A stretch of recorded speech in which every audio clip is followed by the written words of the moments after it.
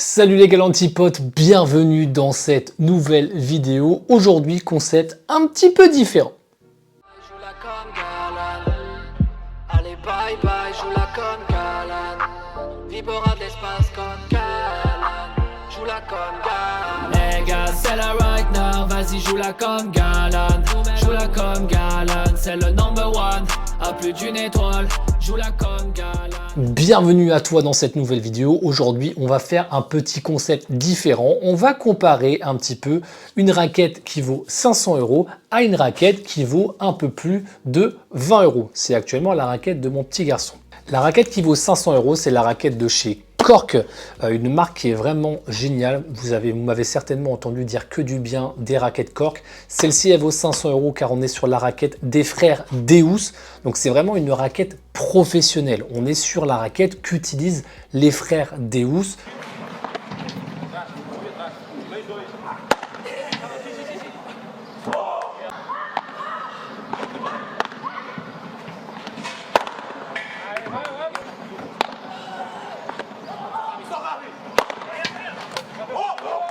Donc on est sur des raquettes de compétition, vraiment on est sur du très haut de gamme en termes de matériaux, en termes de confort, etc.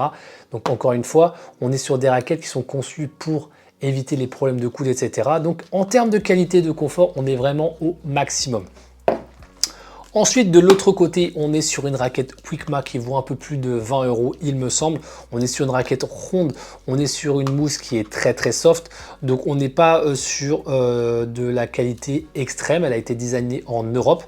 Voilà, on n'est pas sur de la qualité de dingo, on est sur une raquette qui va nous apporter normalement un maximum de confort. On est sur des raquettes qui sont vraiment prévues pour ceux qui démarrent le padel. Donc voilà un petit peu l'idée, ça va être de comparer ces deux raquettes en termes de comportement sur la piste, de mon ressenti bien évidemment, et puis on débriefe ça sur le fond de court, sur la volée, sur les vibora et sur les smash comme d'habitude. Donc viens un petit peu avec moi, on voit comment ça se passe de l'autre côté. Alors, en fond de cours avec la raquette Cork. Donc là, comme je t'ai dit, on est sur le modèle professionnel. Donc on est sur une raquette des frères Deus. Donc forcément, le tacto va être dur. On est sur une raquette qui va être plutôt dure en termes de toucher. Maintenant, je peux t'assurer que c'est incroyable le confort que tu peux avoir avec une raquette de cette dureté-là.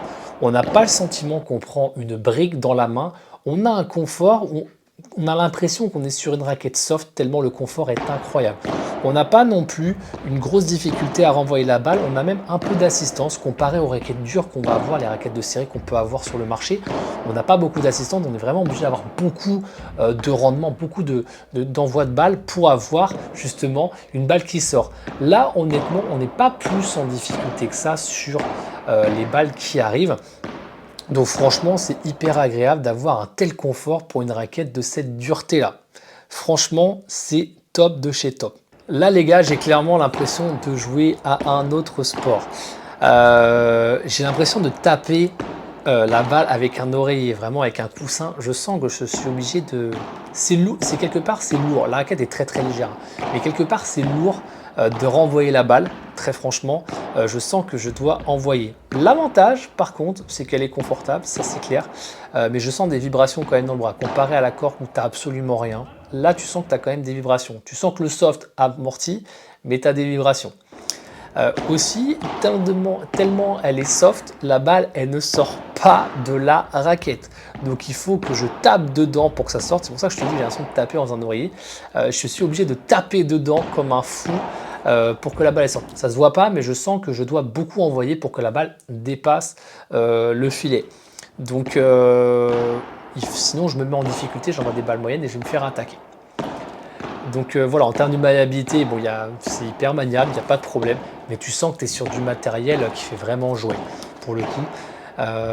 Vraiment en termes de confort, c'est pas forcément tip top. On est obligé d'envoyer assez fort pour que les balles sortent.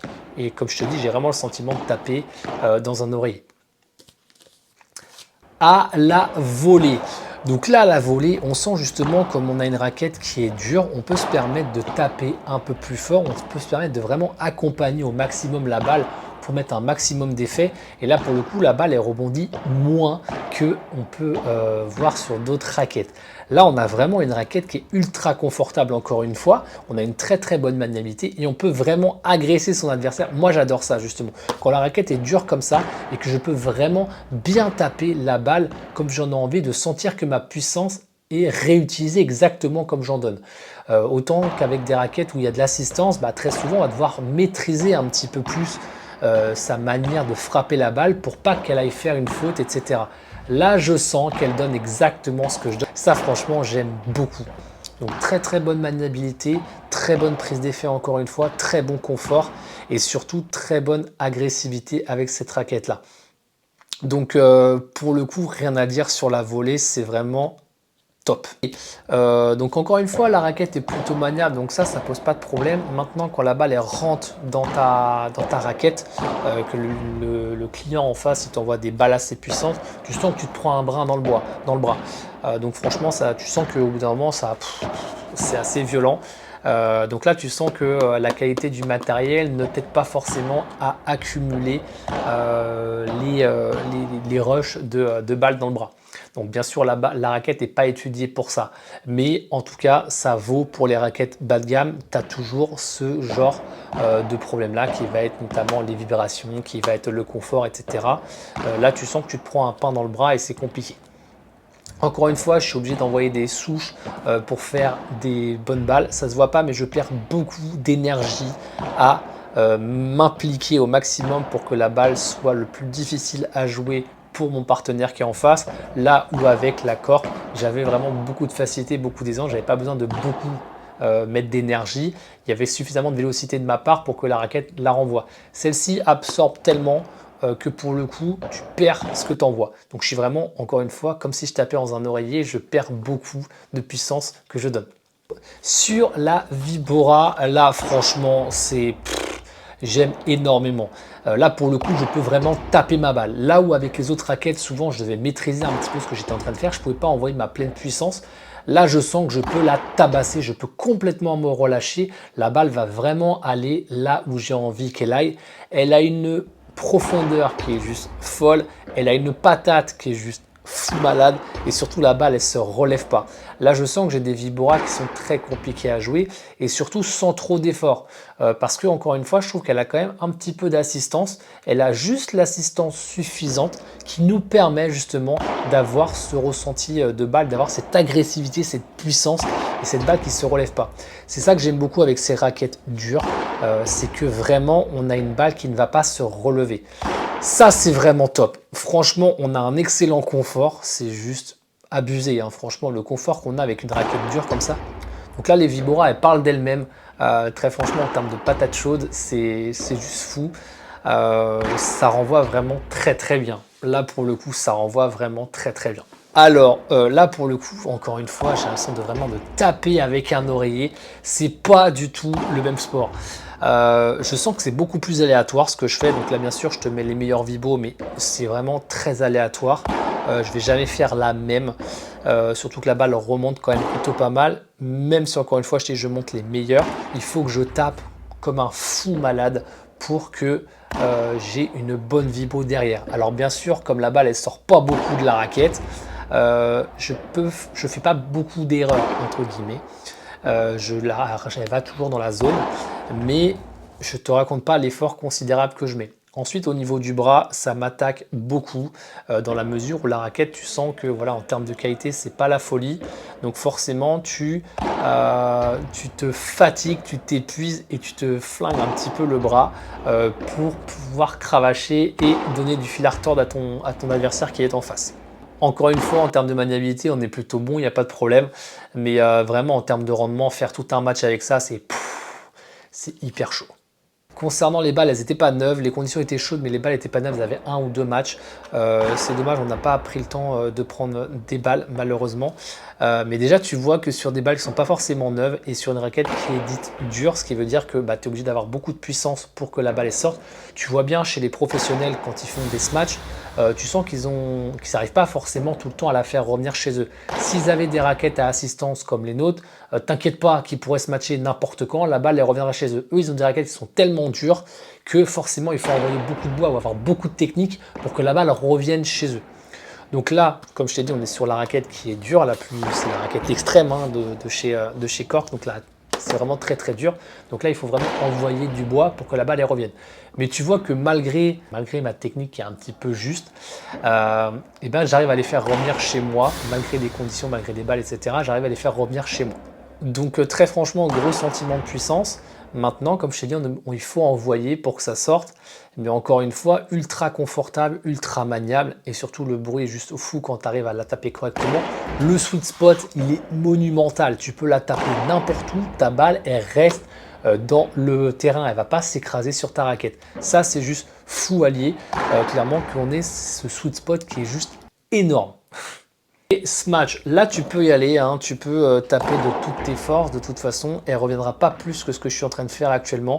Après, elle est hyper légère, donc j'ai pas le sentiment de, de forcer plus que ça. Mais je sens que je perds beaucoup d'énergie à m'impliquer au maximum pour que la balle ressorte et revienne chez moi. J'ai encore une fois l'impression de taper avec un oreiller, très clairement, pour que la balle revienne chez moi et pour donner une fil à retordre encore une fois à mon partenaire qui est en face de moi. Donc certes, dans la vidéo, tu as peut-être pu voir qu'il n'y a pas énormément de différence par moment sur le rendu en gros de mes frappes. Mais ce qu'il faut que tu comprennes, c'est que lorsque je suis par exemple avec la raquette à 500 € de chez Cork, j'ai pas besoin de penser à beaucoup de choses autres que de frapper la balle et de la mettre là où j'en ai envie. Le reste suit naturellement. Tandis que sur cette raquette-là, par exemple, je suis tout le temps en train de gérer la puissance, gérer mon énergie, gérer l'impact de la balle, gérer la zone de frappe de la balle pour pouvoir faire ce que j'ai envie.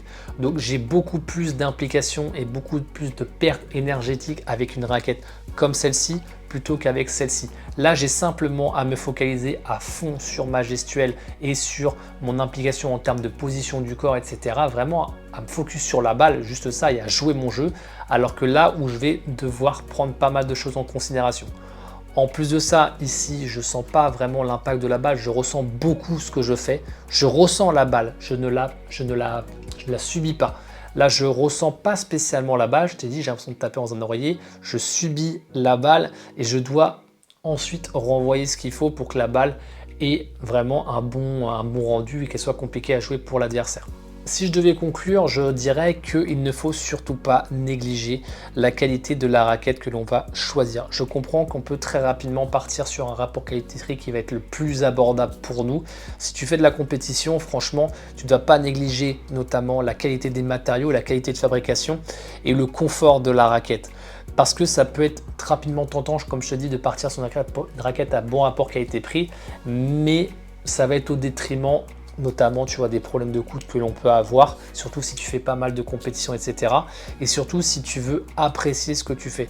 Moi je sens énormément de progression de ma part lorsque je teste des raquettes, notamment comme les raquettes Cork. Je sens beaucoup de progression de ma part en termes de rendement, en termes de qualité de balle, en termes d'impact de balle, en termes d'agressivité. Je sens que tout est beaucoup plus complet, beaucoup plus constant avec cette raquette là. Donc voilà les amis ce que je peux vous dire sur ces raquettes là. En tout cas j'espère que ce format de vidéo vous a plu. Je vais en plus des raquettes de test apporter des formats un petit peu différents sur la chaîne pour aussi divertir un petit peu. Donc j'espère que ça vous plaira. N'hésitez pas à me dire ce que vous en pensez dans les commentaires de ce genre de format. Et puis on se retrouve très bientôt pour de nouvelles vidéos.